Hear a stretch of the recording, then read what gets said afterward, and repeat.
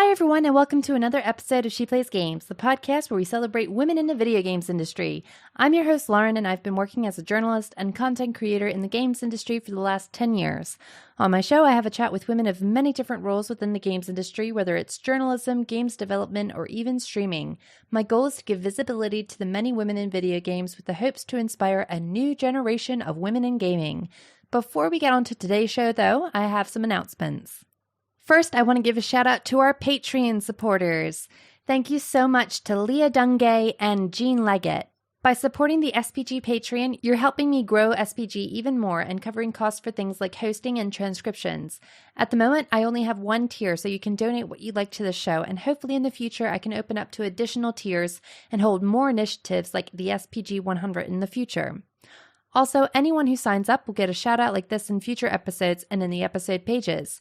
If you'd like to check out our Patreon for yourself, it's patreon.com/sheplaysgames.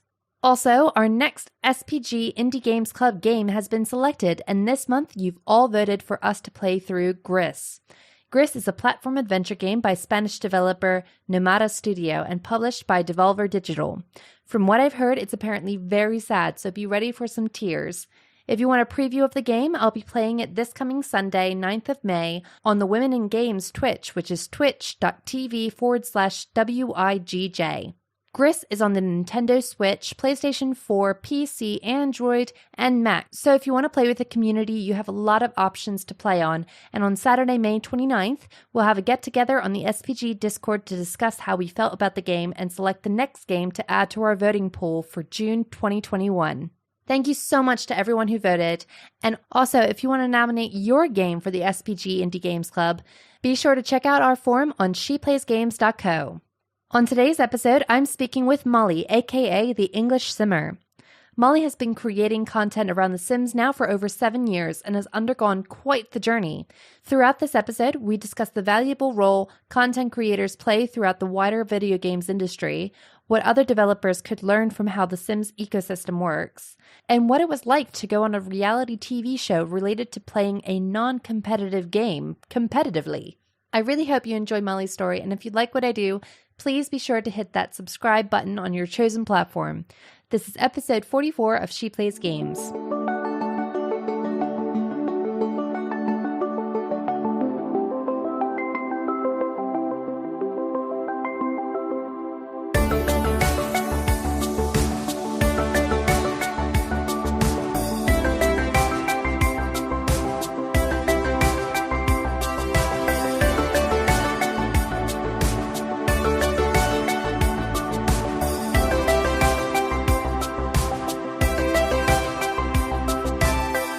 Hi, Molly. Thank you so much for coming on the show. Hello. Thank you for having me. Oh, absolutely. I mean, I look up to you a lot because I love The Sims. I really, really, really, it's one of the games, second to Final Fantasy that is near and dear to my heart. And I just love Sims content creators. So talking to you is a really big honor for me. Oh, I'm so excited. Oh, but yeah, I mean, we have a lot of questions. And first off, I mean, you spent many years creating content for video games with The Sims being your main focus. Mm-hmm. But I'm keen to understand how important you think your role as a content creator is to sort of the wider games industry.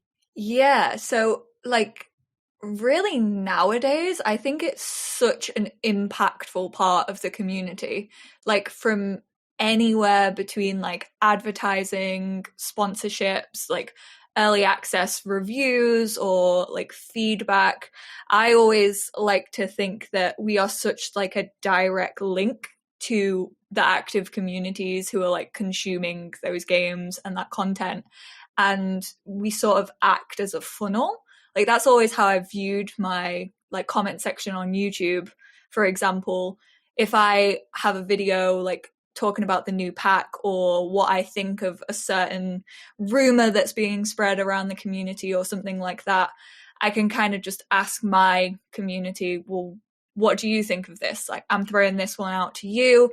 And then I can take that feedback. And when I do get a chance to give it to the developers, because, we have events in usual circumstances, we usually have events where we can give that feedback, and it's such a direct link. And then also, for me personally, obviously I can't speak for every single creator out there, but I've really built this up from the ground myself. Like, I still do everything myself. I'm my editor. I record everything. I post on all my socials. Like, I don't have management who do my emails. I do all of the back end stuff as well. And I think there's that responsibility when you are a content creator with no one really to protect you. Like, you don't have a company name, really. It's just you as an individual. And you've got that sort of responsibility to be truthful with your audience, and also you just build up those personal relationships, which I think really do add importance, because if you're recommending a product to them, like, there is that trustworthy element of, I wouldn't do this unless I fully believed in this product, because like, these are the people who I know actively come out and listen to me. Like, they're using their time for this, and I don't want to just talk about any old stuff with them. No, definitely. And I think like people use examples from content creator. Like, I mean, I find it a lot of the times when I need an opinion on a game, I will go to a YouTuber rather than like written like media anymore, which I know is like, in some ways it's sad for more writing purposes, but like it's just what I prefer. I think it's just such a personal experience when it's a content creator. Like, you don't feel as if there's someone, even though sometimes it is our full-time jobs, and yeah, we do make money off like advertising and stuff. I think like the reason most people get into it is just because they love games. And like, I would still be playing The Sims even if I wasn't being paid for it. So yeah, like, it's still me giving my feedback as a player rather than a content creator, even though I know I have that responsibility now. Yeah. And I think it's like it's just so important now to have these kind of voices as well, because like back in the day when things were wrong with certain games that you just didn't really know who to talk to about it. Like, I mean, I don't know about you, but like when I was in school, like I didn't really have other gaming friends. Yeah. Particularly not girls, like never other girlfriends who played games, which is such a shame. But like, I think like it's uniting people more, isn't it? Definitely. And I love to see that as well. Like, you can just hop on Twitter and be like, hey, has anyone else experienced this weird glitch in my game? Or does anyone have any experience with this, and how can I fix it? I remember, so on Final Fantasy, you need a bit like Daryl and I have been researching old like Final Fantasy games, and one of the directors of one of the games used to have to do the customer service line. Like, he would just jump in and do it every now and then, and have people like call in to tell him how much they hate his game. And he'd just be like, sorry. It's like, but like you do hear of it, of like these old services that people used to have or like companies would have, where you'd call in to tell somebody working on it, like, hey, I have this problem in this game. Yeah. Like, can you help me? And like content creators kind of act as that line for people. Yeah, because we have so much experience with like different things. Like, I've been doing this for almost, I think it's just been 7 years now.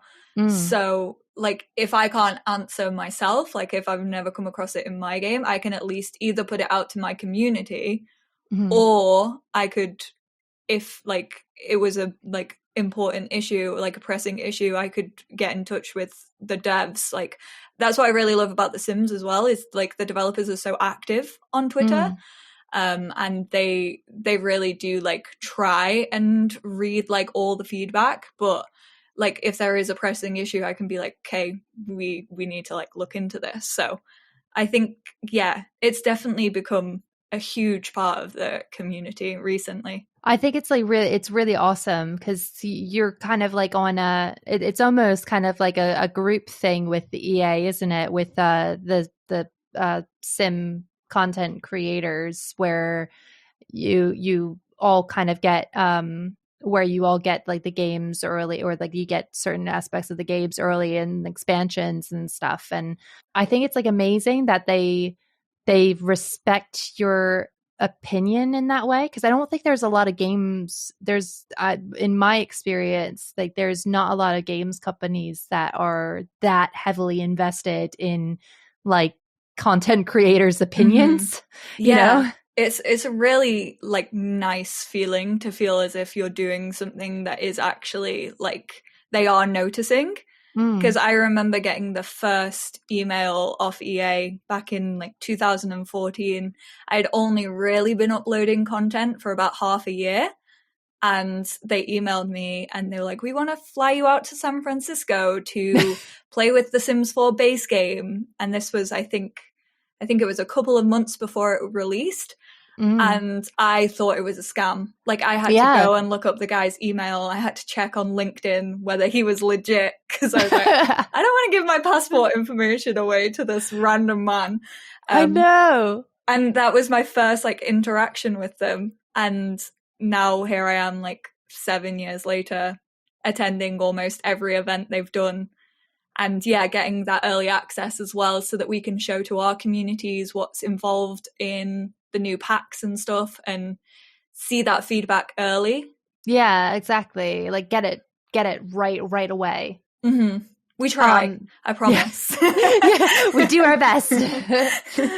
But yeah, it feels as though like even though content creation for The Sims has been around for a very long time, it has really blossomed with The Sims 4. Like it just, The Sims 3, I mean The Sims 2 especially, like I felt like we were kind of in the dark for a lot of stuff. You just go on the forums and just kind of complain and then run away maybe. But I didn't even do that. I just mostly like lurked on the forum. I don't think I ever posted. No, I don't remember. I was so young back then as well. Like exactly. It was when you opened the game and it had the little sheet of what was coming next. Like it had the next expansion pack in the leaflet thing.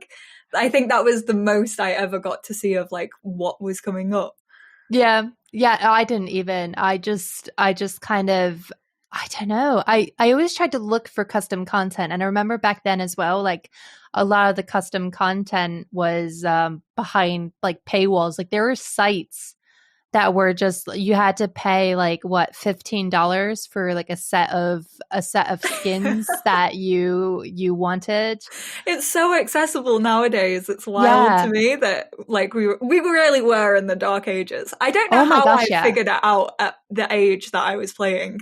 Yeah. I'd be like, so like back then, did you explore a lot with, because like you said you were like 6, weren't you, when you first started playing? Yeah, so it came out in 2000. I think I started playing in that year, so I was 6 years old. Oh, bless you, little papa. I know. And then I didn't have any custom content in the first one. I don't even know if there is custom content for the first one.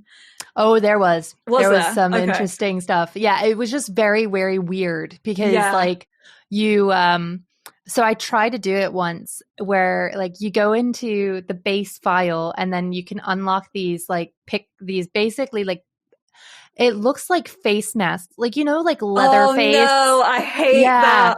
Like the skins that wrap around, like when you're designing a Minecraft skin, and it's just flat. So icky because you see like what's her name, newbie. I used to pull up like the newbie lady. Is it Betty? Betty, that's it. Betty Newbie, and like you'd see her face just like widened. No. It looked like a freaking horror film, and like no eyes. And that's how you used to be able to like recolor them. That's wild. It was crazy. But like I always wanted to like buy custom, like the custom outfits and stuff. But like I was like, I don't know, 10 at the time. And I was just like, I can't justify this to my parents. This is my parents' computer. I don't want to download anything that I'm not supposed to download. Exactly. But I mean, so with regards to The Sims, I mean, there's so many YouTubers who have like millions of subscribers, huge on Twitch. There's also Sparked, obviously. Outside of esports, I honestly can't think of a game that is so huge and has been so huge for so long. And keen to I'm keen to get what you think about how it's possible and how The Sims has allowed for such big reach.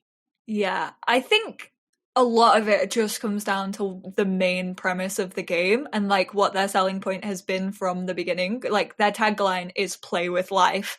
And I think like when we started playing it as kids, like it was sort of that dollhouse virtual reality. Like I'm fairly sure their name for it in like the planning stages was just the dollhouse simulator or something along those lines. And I think just having it be a sandbox game, like I think the only other game that I could potentially compare it to is probably Minecraft, which is again another like sandbox game. And I think it just comes down to like all the ways you can actually play with it, especially in the newer ones as well. Like even in The Sims 2, like The Sims 1 was very much here's like presets, make your Sims and sort of just explore and have fun with it and be weird and wacky. Whereas in The Sims 2, it felt super realistic. Like it genuinely felt like you were playing with life and you were deciding these things for your little characters. And I think whether you're a builder or like you prefer gameplay or you just spend hours in Create a Sim or you enjoy all of those things and like play with them all, I think, and modding and custom content, like it all plays such a big role in The Sims. And I think if it didn't have that amount of like access to it, I don't think it would have like had such a long lifespan as it does. Yeah, completely. And I feel like on that as well, like with the interactions that you can have, because like on Minecraft, you can't really like flirt.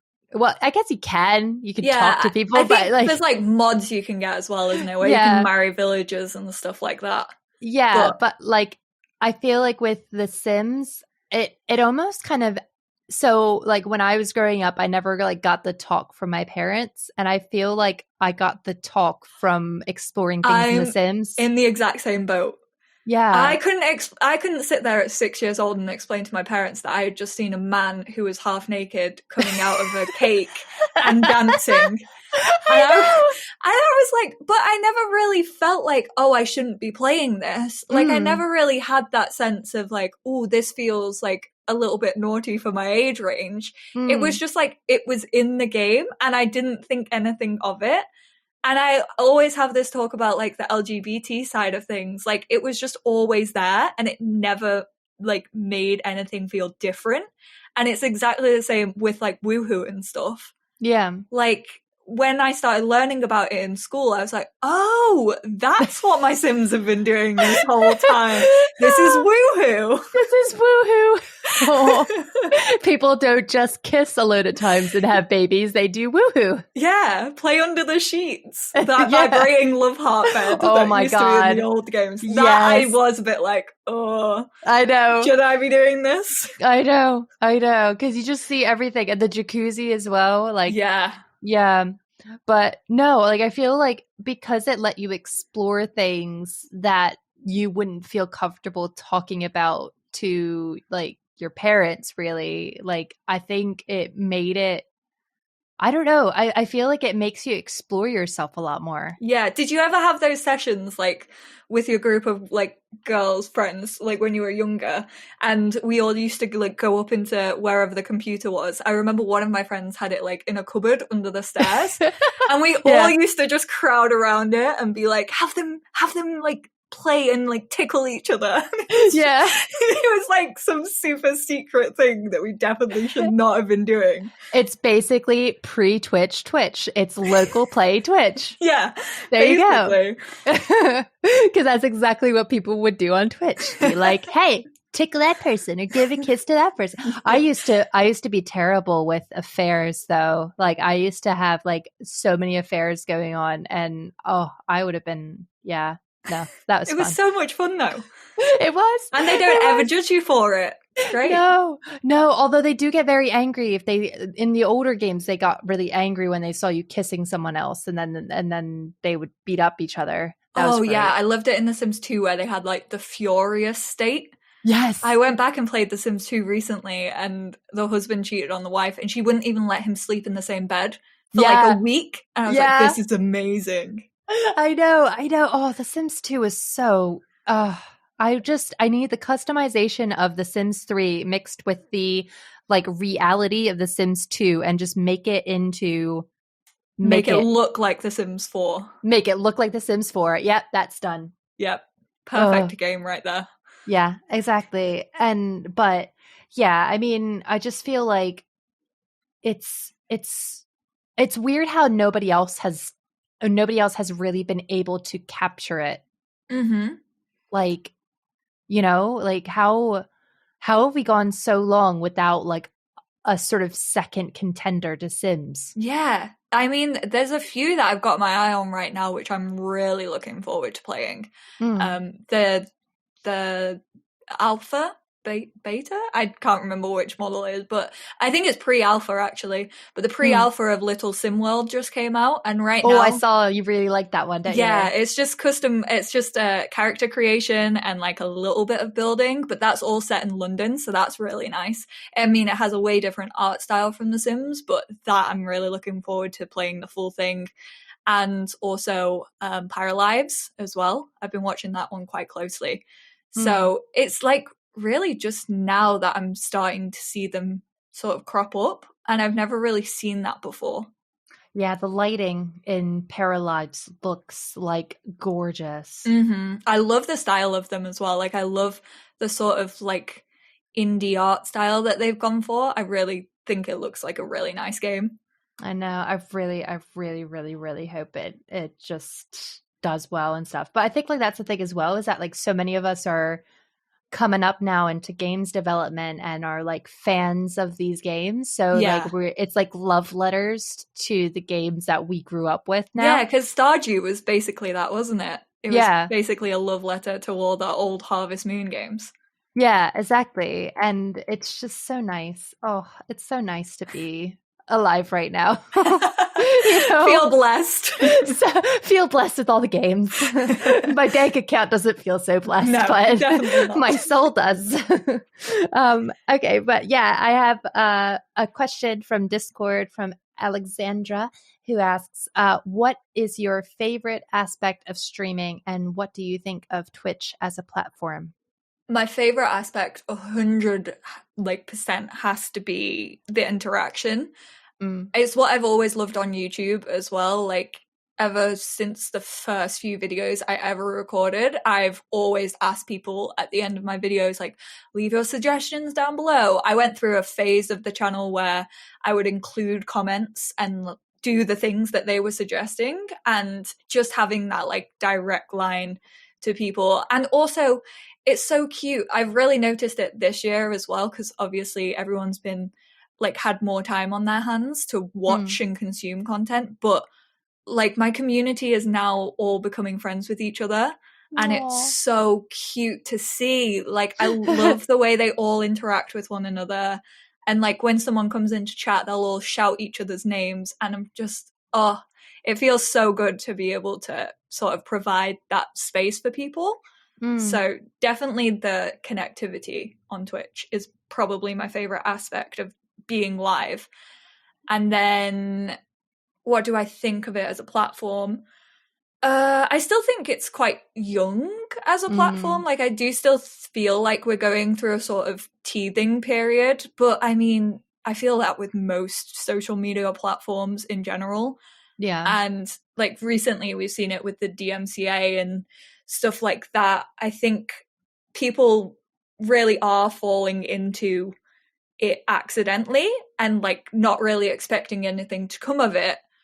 But then once you start making money and you get like, you obviously have this responsibility. Like I've been quite used to DMCA with YouTube because Yeah. they've been really strict on it. And I always felt it was quite weird coming into Twitch like a little bit later on to see streamers just listening to their own music and like playing really big songs. And I was like, I don't think this is right. This is probably not legal. Yeah, so I always strayed away from it. And I think definitely it's still going through that like growing phase of people actually realizing what needs to be done on the platform. But I think we just have to keep steering them in the right direction and being as loud as we can with feedback for it. And I know the trans tag is really important right now. Like, people are trying to get that onto Twitch. So I think we just have to keep, us as consumers, really keep giving our feedback on platforms in general, like call them out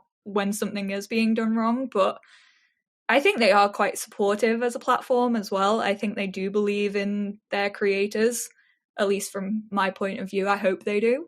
Yeah. No, I definitely feel that way about Twitch. It feels like they really are trying. Like I think they're making really good effort, and there's still a lot of loud people. Like, there's still a lot of like not so good people Yeah, who come definitely. onto Twitch, but like that's, I mean, they're everywhere. Yeah, exactly. You can't escape that. And No. I think it's super positive as well as a platform. Like, the people Yeah. on it, like the creator side of it, so supportive. Like, I only really got into streaming about 3 years ago, and probably within this like last year and a half, I have really become part of the Twitch. Well, I felt like I've become part of the Twitch community, because Yeah. I've just been rating so many amazing streamers, and everyone's so supportive. And it really is just a platform where you can build each other up, which is really nice. The raid mechanic is just amazing. Oh, Like, I I love love it. it. It's just so nice. And you like, especially when you go into somebody who maybe is like a smaller streamer and they just are so grateful and they get really like I just think it's just so nice. And it changes people's lives as well. Yeah, it's incredible what it's done for people. And I mean, going on the Sims community more specifically, I mean, the Sims 4 community just always seems to be very supportive of everyone, and unite in such a great way. What do you think that other communities of other games could learn from the Sims community? Yeah, we have our moments. We're a very Yeah. passionate community. I'll give us that. Yeah. Like, there are a lot of opinions flying every which way. But I mean, with a game like The Sims, there's always going to be so many, because so many people from around the world, like different cultures, everything. Like, there's so many different types of people that play this game. So there's always going to be a difference in opinion, I feel like, when it comes to a game about life and representation and inclusivity, which are all so important. But I think one, like, that really plays a part in the community.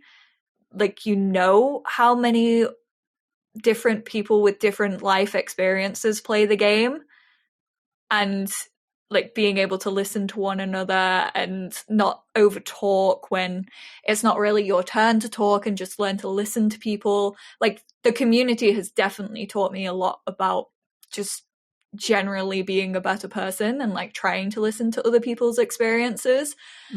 And I don't know if it comes from being a more creative game over sort of a competitiveness, but even in content creation, like, there's so many different types of simmers out there, but I've never ever felt like I've been in competition with anyone. Yeah.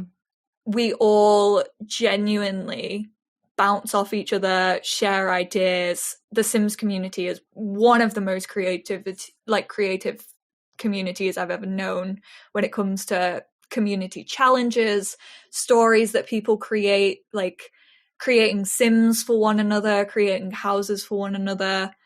And I think it just feels like one big sort of support system, which is really, really nice. And I know that I could go into anybody's DMs in the Sims community and ask them for their experience on something, or, hey, have you done a sponsorship like this? Like, how do you think I should go about it? And I know that so many people would, one, cheer for you, and whenever anyone reaches any pinpoint in their career, everyone's like, oh my God, congratulations.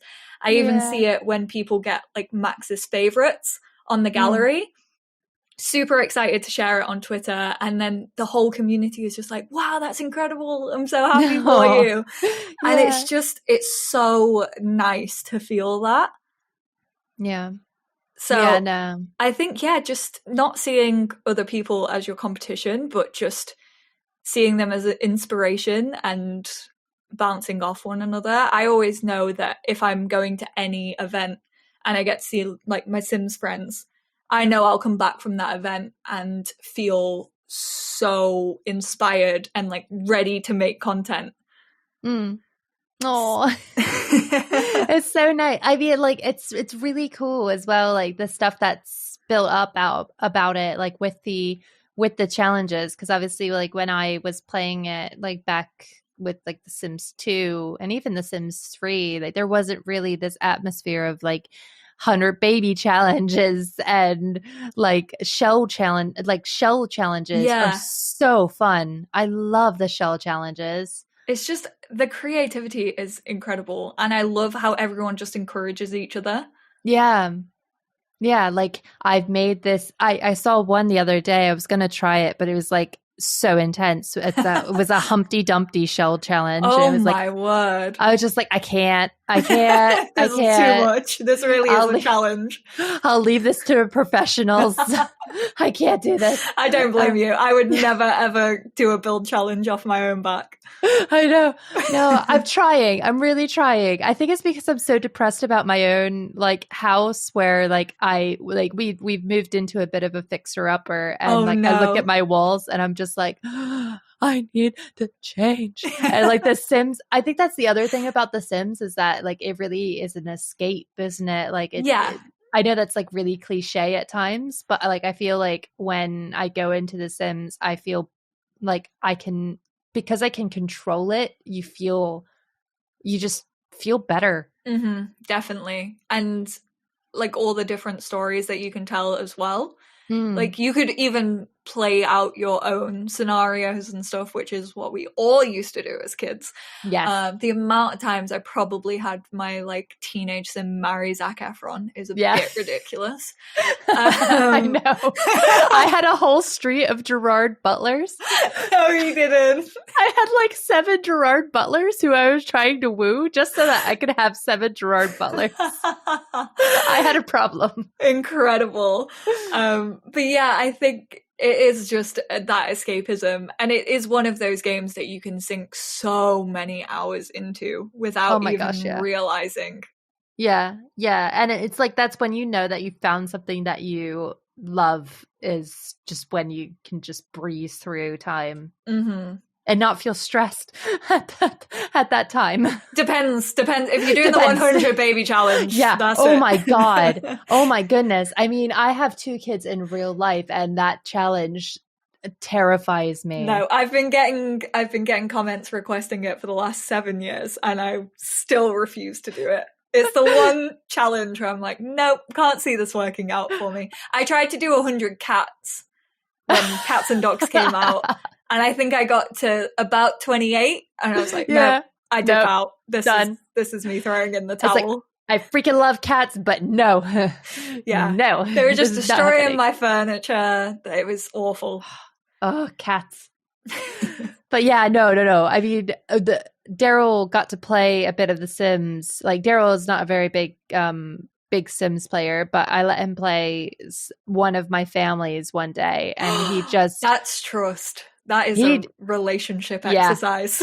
I know. And he was just like, how do I even take care of this baby? I don't know. But it is really stressful to take care of kids in The Sims in general. Yeah. I'm so glad in The Sims 4 it gives you a little bit of leeway. I cannot remember how many of my kids in The Sims 1 and 2 got taken away from me.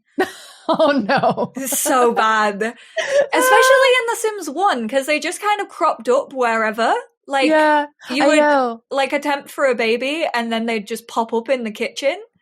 And then you just kind of forget that your child was in the kitchen. And then it'd only give you like a few hours and social services would be round. Like, we're taking your child.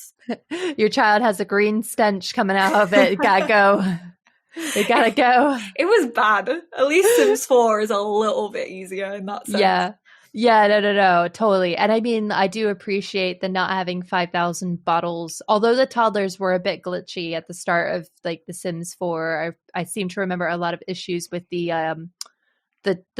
seat, the child seat. Did you Oh have this? yeah, Oh my I still God. never use it in my game. No, it's so frustrating because they'll like the parent will come up, they'll pick the baby up, and then they'll put it back down, and then they'll pick the baby up, and they'll put it back down. I'm just like, just go get him freaking porridge. Or Just if they go. put them in the chair and then the baby just can't get out, and it was a whole. I used to only use them for decoration and put like a teddy bear in it or something. But Yeah. now I don't even do that. I'm like, no, I don't use the baby chairs whatsoever.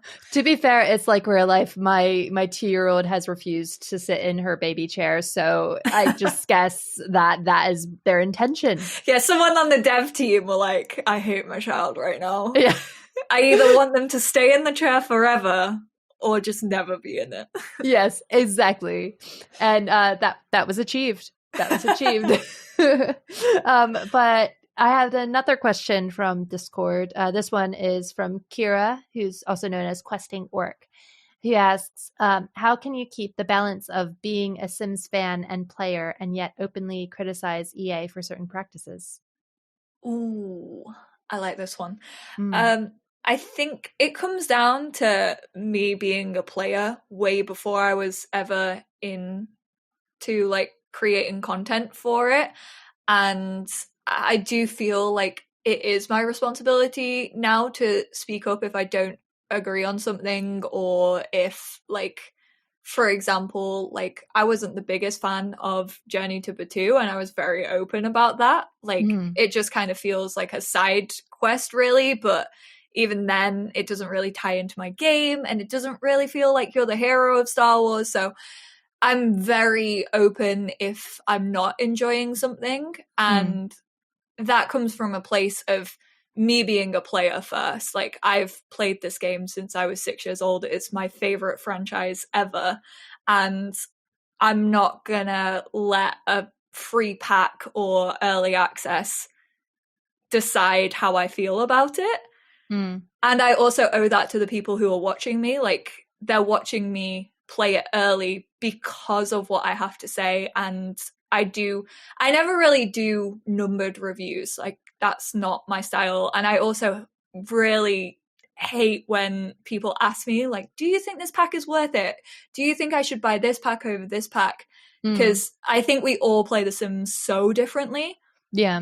That I never really feel like I could sit down and say, yes, this pack is worth your money, because you as a player might only get an hour content out of it and not enjoy it, whereas I could get years of content out of it and absolutely adore it. Like I loved Eco Lifestyle, and so many people dislike that pack, but it's purely based on how much I love building my Sims from the ground up and having them do creative challenges and stuff. Yeah. So I always try and just talk about my perspective, what I do like, what I don't like. And then I do take in what the rest of the community is saying as well, and try and give my opinions on why I agree, why I disagree. So yeah, I think it just comes down to, I mean, I'd be buying the pack anyway. Yeah. Like I would have spent the same amount of money on it as anyone else who has all the packs, because I'm a simmer, and it's that wanting all of the packs and exploring it to its fullest potential. So, I mean, I had to pay for all of the previous games. So I think just taking that forward, and yeah, it's sort of my responsibility to use my voice that I've been fortunate enough to be given over the years. And I think it's nice that like EA kind of like they respect that from content creators. Like they understand, and you know, they accept. Yeah, literally the only guideline we have to work to when we're doing this type of content is don't publish it early. Like That's basically our only guideline, is don't talk about anything you're not meant to talk about until the embargo lifts. They never ask to like review our content beforehand, especially more so if it's like a sponsored, they will, just because that's how like sponsorships usually work. But if you're given a pack for free and you got it early, like they don't ask to see what you're recording or what you're talking about. It is genuinely all on you, which is really nice, because you never really feel like, oh, maybe I shouldn't say this, or maybe like this could get me in trouble. But even when I've been the most negative about not enjoying something, I've never ever had them come up to me and be like, oh, you probably shouldn't have spoken about this. Yeah, which is good. Yeah, incredible. But it is surprising that Eco Life, like I actually, like I'm sort of playing it through it now, and I'm really enjoying it too. I'm just like, I really like this. I do agree. There are some buggy aspects to it. Like some of the NAPs are very buggy. Especially the stealing stuff one, like sharing is caring, because they can take stuff from community lots. So like that's all valid feedback. Obviously that's a bug that should not be in it. But the actual gameplay element, and again, it's so difficult because like there's so much new content involved in stuff. You have create a sim and then build and buy, and sometimes I could be really into build and buy mode, but think that the gameplay is a bit lacking. Yeah, no, completely. That would still probably mean I would buy the pack for build and buy mode. So it's so hard to put a defining, or do I think it's worth this or not? I used to buy packs just for the items, like just see what items were available and then just be like, yeah, I want all those. Exactly. It's so hard to call. So that's why I stick to, do I like this? What do I like about it? What don't I like about it? Yeah. And then not put a number on it or a price tag on it. Yeah, exactly. We all play it differently. So this next one is about Sparked. Last year, obviously, Sparked released, which was a bit of a first of its kind, being a reality competition show based on a video game.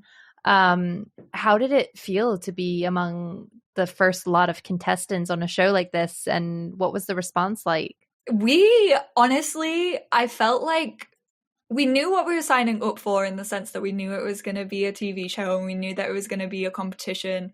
We didn't know what the prize money was going to be. All of our reactions to that were genuine, actually happening, because none of us knew.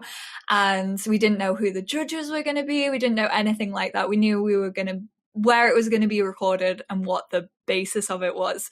So it was a lot of pressure going into it, because we knew it was like the sort of first time this had ever really been done, like outside of esports. And I remember talking about it like a few months before it was happening. They sort of did a play test of it, and they were asking us how we would feel if something like this were to come about. And we were like, this isn't going to happen. Like, you can't turn The Sims into a competitive game. There's no chance.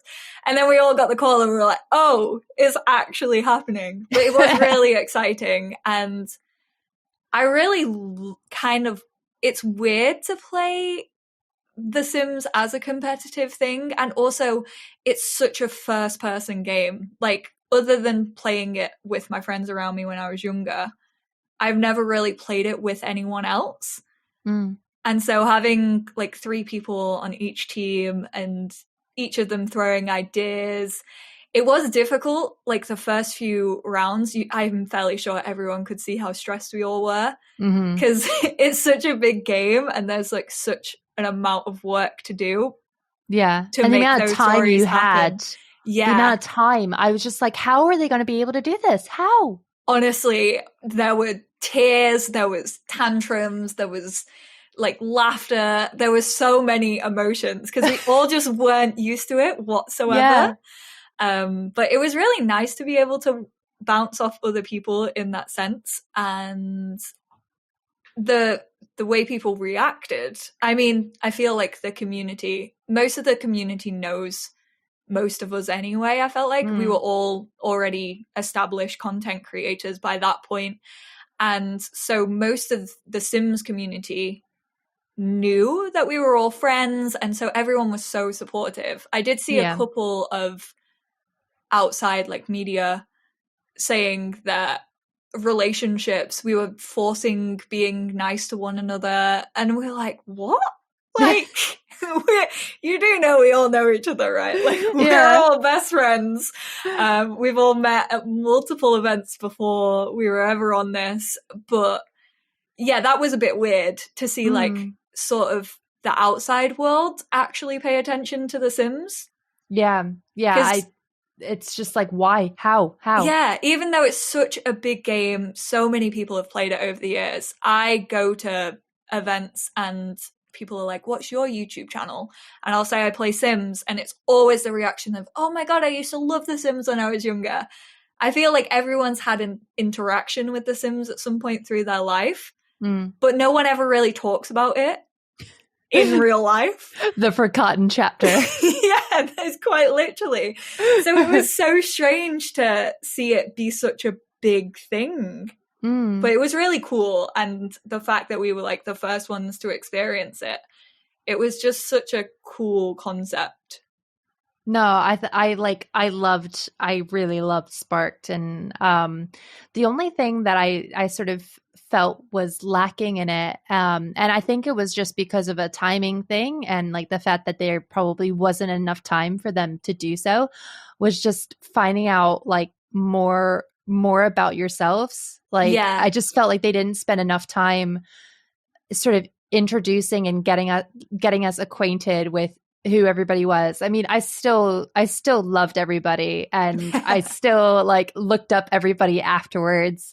I do feel that sometimes like some people didn't get really an introduction, and it was kind of weird to watch, knowing that like I know all of these people, and I wanted everyone to have like the same amount of screen time. I definitely get what you mean. Yeah, but I think that is just the thing. It was the first go, and it just seemed like there was a lot of stuff that they had to get done, and so they were just that like, was let's a lot do of it. Stuff we had to get done. Yeah, completely. But like, I was so amazed with how much you all were able to do, like particularly with the story sections. Like, I loved like the Plumbella's your team's thing with mines. Like, I just was looking at it just thinking like, this is incredible. Yeah, we got very lucky with Simproved being our builder on our team. Like, watching Simproved work was mind-blowing. Me and Plumbella were kind of just sat there like looking at each other and then looking back at the screen and being like, how is this happening? Like, what's going on here? How are you building this? And it was incredible. And then Jessie like bringing her story and her personality into it and defending the North. It was so good to be able to work together. And I think it highlighted like a really important part about The Sims is like, these are stories that can be told through The Sims and can have emotional power through The Sims. And like, I talk about this a bit with other guests on the show and stuff. And it's like, other cultures need to have their stories heard, and to be able to have this platform of The Sims to tell your story through it is just, it's really cool. Yeah, it's why I look up to people, for example, like Ex Mirror Mirror, Ebonix. Like, they've done so much recently for Black Simmers. And they constantly just keep pushing and keep fighting. And every day I wake up to just being in awe that I get to sort of share the same space as them. Because they are so inspiring and they're so hardworking, and I see everything that they put into it, and then getting amazing opportunities off the back of it, like working with the Sims team, and it just really makes me feel thankful that I get to witness this change happening. Yeah, you get to see it, and like, I mean, even at that point, like the Tones pack hadn't happened yet, had it? No. And like Mira was talking about her custom content pack, and then a year down the line, she's helping the developers, giving feedback, telling them what should be included, and helping them work on it. Like, it's really cool to see that come to something like physical within the game that's official. And that's what's like, it's great about The Sims, and we've spoken about it a little bit, but the developers actually listening to those things and being like, how can we actually go about this? Like, what do we need to do? And that was the first time that I had seen them really encourage custom content creators as well. It's crazy. Yeah, like it's the whole validation thing. Like it kind of, I don't know, there's something about it where like it may seem small or in sort of the grand scheme of things by other people, but it's like that validation of fans of your game to invite them to, like, for you to listen to them. I just think they're just such on the right track with that kind of thing. Yeah, I hope we can only continue to not only work on that within The Sims, but also like encourage other games to go about it as well. Yeah, just to incorporate your fans. Yeah, we do need those people with the voices who have lived these experiences to be like, look, we are not being represented right now. And if you claim to be a game that is inclusive and is about life, it should be about all forms of life. Yeah, you should be able to play out like every situation with ease or comfort. But on that as well, is there any packs that you want to see in The Sims that have not been done yet? Oh God, this is going to sound so meh after that big talk about like, yeah, fight the power. I don't know. Okay. It's really tough because I feel like so much has been done. I would really love to see, I've said this more recently, a farming pack, but I think that's because I'm really into farming simulators. Like, I love Stardew Valley, I love Story of Seasons. And like growing wheat or something. Yeah, like we have plants in the games, and I guess that's the thing about The Sims. Like, if you use your imagination hard enough and try and like work around what we already have in the game, you could probably make a system that kind of works like it. But like farmers markets, having like tractors and stuff, having farm animals. Was there horses in a previous pets pack? Yeah, we had horses in The Sims 3, which that's it. It's a major gripe for me because I love horse. Oh no, I can't say that. If any of my community are listening to this right now, they'll be like, oh, "Molly's a horse girl." Oh no! But I used to like ride horses when I was younger and stuff. It was like an inside joke with my community, but. Yeah, I love the idea of a farming pack, but then horses in The Sims 3, they just used to roll around in packs. One, it used to terrify me. And two, they like overrid anything else that your Sims wanted to do. Like they would constantly just want to go let them in and out of their stables. It was so weird. But I don't think we should ever like let a past iteration of The Sims hold us back from like being experimental with the new one. They could do better. Yeah, I think so. But yeah, I don't know if I could get on board with horses. But a farming pack, I would love to see it. I was actually playing with some custom content the other day, and it had cows, and they were like fully working cows, and you can like place a sign down and buy a cow and then milk them and get like chocolate or strawberry milk. It was really cute. Oh, that'd be so cute, actually. And like, yeah, I wouldn't think about that, but like, yeah, there should be like, I want to take care of goats and sheep. Yeah, we had chickens in the Sims 3 store as well. There was like a little chicken coop. But yeah, no, there should be farm incorporate like farm. If Farmville taught us anything, it's that you put farms in your game and people will love it. People love a farm simulation. What about you though? I always get stuck on this question.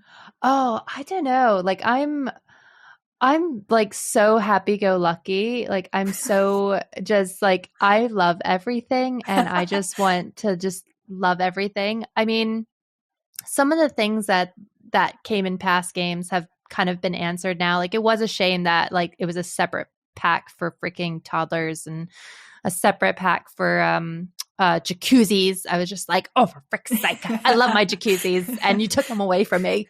But actually, like, thinking about it, I don't know. Like, I mean, there's the only thing, I guess, I honestly don't know.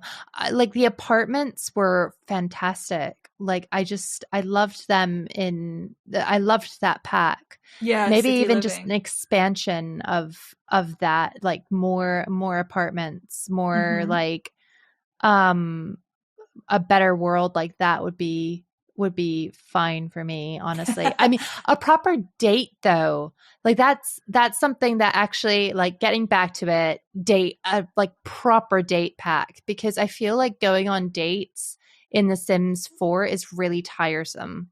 Like, Yeah. I mean, Jeffrey Landgrab invited my sim out on a date to a retail store, and there was nothing to do. No. And I was just kind of like, what do? I buy clothes. He's not going to like that. He's just going to get uninterested. Oh my goodness. And I was just kind of like, well, what? I don't think I've ever had a sim be invited out to a retail lot. Yeah. That's impressive. Yeah. No, he invited me out to clothes shop. And I was just like, I can't even woohoo in the wardrobe area because there's no wardrobe area. Like, okay, what? Okay, so what we could do is we could have a Generations-esque type pack for The Sims 4 that focuses on teenagers and elders, but also has a good dating system. Yeah, exactly. I think we should make this happen. Because The Sims Hot Date is still one of my favorite expansions. I loved Hot Date. It was so good. I did a pack ranking the other day, and that went straight up into nostalgia. I was like, it's so good. Being able to cuddle in a booth with your lover and get food. But even like in the Sim, like I loved it in The Sims 3 when like you could take them to like the theater and they go inside and you see them go in the theater and then you can decide what they were going to do and stuff. Like even that, I much preferred to sort of what we have now. Yeah, we don't mind some rabbit holes. Yeah. Yeah, just you know, give us the other stuff too. But yeah, rabbit holes are okay.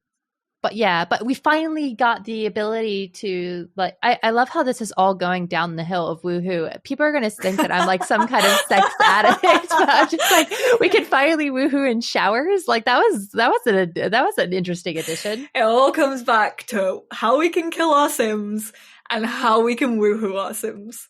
Exactly. The two most important questions in the Sims franchise. Completely. But I mean, as well, like, wouldn't it be cool if they had like an expansion where it was just one of the old worlds from a previous game just completely redone, like but faithfully? I would love like a Strange Town. Yeah. Oh, it would be so good. The alien like, oh my gosh. I mean, I had a whole conversation with Danny about this, but like I love my Ophelia and the little boy, the little alien boy. I can't remember what his name was. Was he the one with the mohawk, the teenager? Or... I think so. Yeah. Oh, I loved him. He wasn't Polynesian. I can't remember his name. And I should, because I am thoroughly obsessed with Juno Birch. And Juno plays Sims 2 all the time. I cannot remember his name. But I love that. Like, I love the storylines in The Sims 2, like how you had like set confrontations. Yeah, like the military family really hated them, and the lore was so good. I remember the Romeo and Juliet storyline, and I used to play that all the time as a kid. I loved finding all the references to Shakespeare in that world. Yeah, it was so good. So cool. Oh, I could gush about Sims 2 all the time. But on that, actually, what has been your favorite video to make?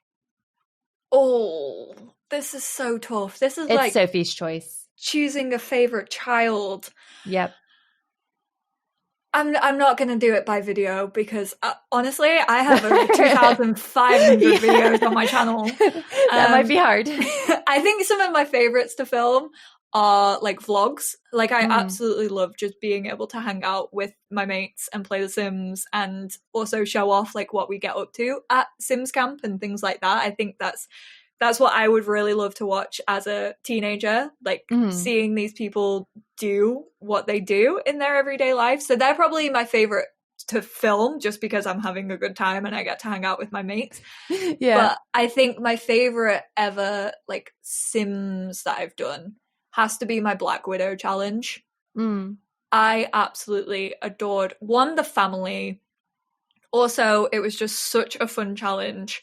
And if anyone's listening who has no idea what the Black Widow challenge is, you basically have a sim and they have to get married 10 times over and kill their spouse before they get remarried. And it's basically just becoming a millionaire off the back of killing your spouses. Basically, Nina and Dina Calente in The Sims 2, isn't it? Yeah, pretty much that. Just like absolutely just making our way up the social ladder. But I loved it so much because, one, my community got involved. I think that's a great thing about The Sims 4 and having the gallery is you can just say to people, hey, upload your Sims, and like I might download them. And people got to vote on their favorites of who the next spouse should be. So people got to see their Sims in my game and like what their kids look like. And then every single spouse that we went after, I changed up her look. So it was fun also to play around with that, because like if there was a geeky guy, we were like, right, we're gonna like dye her hair, make her like gamer girl, like Twitch like girl. a chameleon. Yeah, and then if it was someone really snobby, we were like, hey, we'll make her into someone who really loves art and has all this fancy art around her house and gets dressed up and looks pristine. And it was so much fun. Like it sounds really messed up, but I felt like everyone who watched that series as I was playing through it, we all got into the headspace of this one character. Yeah. We were just kind of like a one mind meld of this one character. No, I think that sounds incredible, and I really kind of want to do this challenge like on my own. Like, you so should. It just sounds like so much. I like the intensity of The Sims, like with the drama. Yeah, like one of my best friends, we met through her watching that challenge. And she just followed me, and I saw she was a YouTuber, so I followed her back, and then we started talking, and she was like, Molly, I have to throw it out there, I am absolutely obsessed with this series. Like, yeah, I love everything about The Sim. It's my comfort series. I'll get in the bath and I'll watch it. And I was like, this is incredible. Like, the fact that I made one of my best friends through that series, it will always be a standout on my channel. Oh, always the Black Widow. And on that as well, Action Cat. So it has a 4 for the A, I think. Action Cat asks, what is your favorite Simlish cover? Oh, there's so many. I know. I think, no, okay. The most iconic has to be Katy Perry's Last Friday Night. Yeah. I think that's the one that everyone knows. But because of the people that I love and the artists that I love, Pressure by Paramore. That was really surprising. Yeah, I totally forgot that Paramore had done a Simlish version, but what a bop. And also Smile by Lily Allen, just because I love that they got Lily Allen, and she still sings in a Cockney accent in Simlish. A Cockney Simlish accent. It's so good.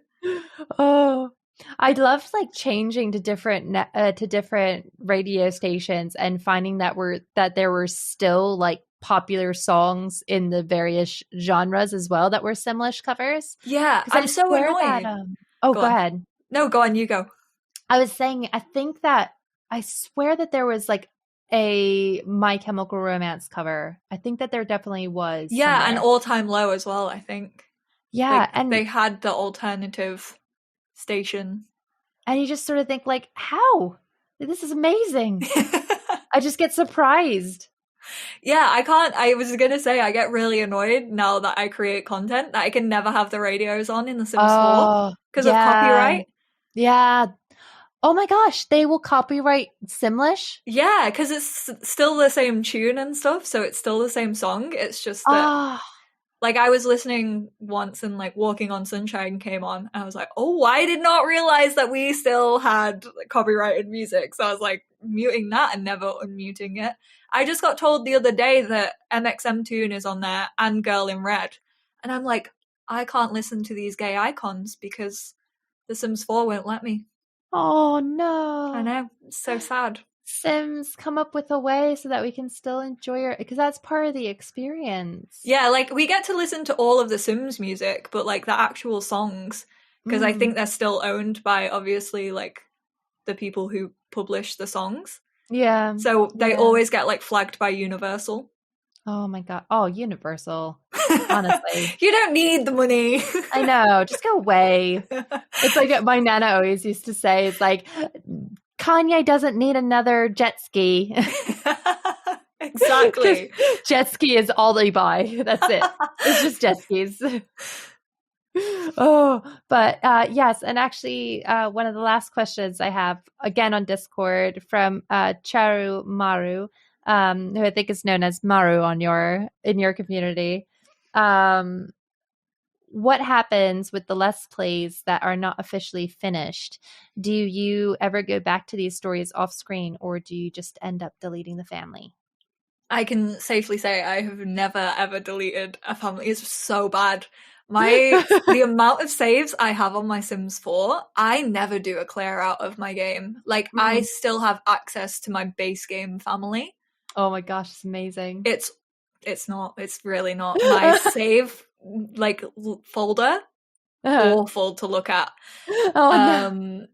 But I don't ever really go back unless I, like, need to get it out of my system. So, like, sometimes there are families that I just absolutely adore. And usually I will do it on stream. Like, if I just fancy going back to a family, I'll feel quite guilty if I don't have any content of them up anywhere. So I do tend to stream them. And then, like, there are some families that I just keep for myself off screen, but that doesn't happen very often because I'm like, oh, if I'm playing, then I should probably be recording content. It's like that weird obligation. Yeah, like, you feel like if you're playing anyway, you should be making content because, like, why not? But yeah, I never really go back to them all too much. But I do just keep them because I can't face deleting them. Well, they're babies. It's too permanent. Even if I have them on a backup. Also, there's so many of them that, like, renaming them all and figuring out which save number like relates to which family is a job I do never want to do. Just no. Like, just wait until the eventual Sims 5 comes out, and then it's just a clean slate. Yep. That's the clear out. I should probably do it though, because my hard drive is definitely filling up. But yeah, no, I mean, I think it's just incredible, the community that you've been able to build in about, like, 7 years. And I am so excited to see what you have in store for the future. And yeah, I think it's really amazing. It's really amazing what you're a part of. And yeah. Oh, thank you. Oh, it was really lovely to speak to you. Yeah, you too. Thank you so much for having me. I just love yelling about The Sims, so it's been great. Same. That's it for this episode of She Plays Games. Be sure to follow The English Simmer at The English Simmer.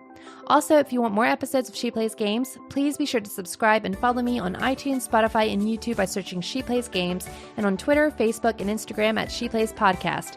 Thank you so much again to my Patreon supporters. And if you want to support me on Patreon as well, please be sure to go to patreon.com/ShePlaysGames. If you want to be on the show or want to nominate someone to come on the show, you can email me at sheplayspodcast@gmail.com. See you all next time on She Plays Games.